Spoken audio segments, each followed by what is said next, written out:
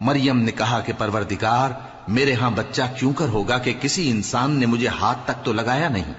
فرمایا کہ اللہ اسی طرح جو چاہتا ہے پیدا کرتا ہے، جب وہ کوئی کام کرنا چاہتا ہے تو ارشاد فرما دیتا ہے کہ ہو جا، تو وہ ہو جاتا ہے۔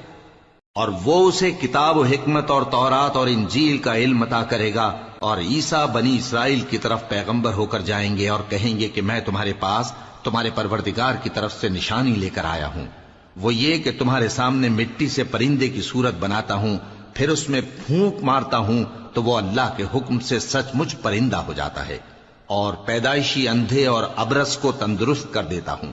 اور اللہ کے حکم سے مردوں کو زندہ کر دیتا ہوں، اور جو کچھ تم کھا کر آتے ہو اور جو اپنے گھروں میں جمع کر رکھتے ہو سب تم کو بتا دیتا ہوں۔ اگر تم صاحب ایمان ہو تو ان باتوں میں تمہارے لیے نشانی ہے، اور مجھ سے پہلے جو تورات نازل ہوئی تھی اس کی تصدیق بھی کرتا ہوں، اور میں اس لیے بھی آیا ہوں کہ بعض چیزیں جو تم پر حرام تھیں ان کو تمہارے لیے حلال کر دوں،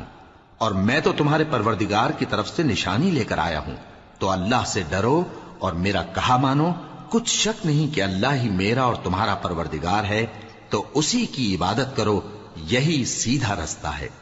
وہ وقت یاد کرنے کے لائق ہے جب عمران کی بیوی نے کہا کہ اے پروردگار، جو بچہ میرے پیٹ میں ہے میں اس کو تیری نذر کرتی ہوں، اسے دنیا کے کاموں سے آزاد رکھوں گی، تو اسے میری طرف سے قبول فرما، تو سننے والا ہے، جاننے والا ہے۔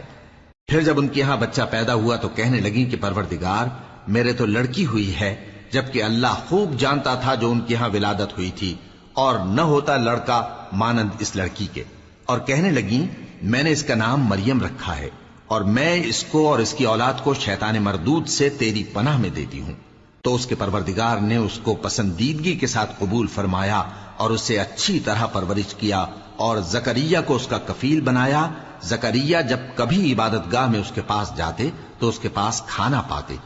یہ کیفیت دیکھ کر ایک دن مریم سے پوچھنے لگے کہ مریم، یہ کھانا تمہارے پاس کہاں سے آتا ہے؟ وہ بولی کہ اللہ کے ہاں سے آتا ہے، بے شک اللہ جسے چاہتا ہے بے حساب رزق دیتا ہے۔ اس وقت زکریا نے اپنے پروردگار کو پکارا، عرض کی کہ پروردگار، مجھے اپنی طرف سے اولاد صالح عطا فرما، تو بے شک دعا سننے والا ہے۔ چنانچہ وہ ابھی عبادت گاہ میں کھڑے نماز ہی پڑھ رہے تھے کہ فرشتوں نے آواز دی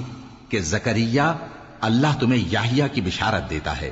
جو کلمۃ اللہ یعنی عیسیٰ کی تصدیق کریں گے اور سردار ہوں گے، اور عورتوں سے رغبت نہ رکھنے والے، اور ایک پیغمبر یعنی نیکوکاروں میں ہوں گے۔ اور مچھلی والے پیغمبر یعنی یونس کو یاد کرو، جب وہ اپنی قوم سے ناراض ہو کر غصے کی حالت میں چل دیے اور خیال کیا کہ ہم ان پر گرفت نہیں کریں گے، مگر پھر اندھیروں میں اللہ کو پکارنے لگے کہ تیرے سوا کوئی معبود نہیں، تو پاک ہے اور بے شک میں قصوروار ہوں، تو ہم نے ان کی دعا قبول کر لی اور ان کو غم سے نجات بخشی، اور ایمان والوں کو ہم اسی طرح نجات دیا کرتے ہیں۔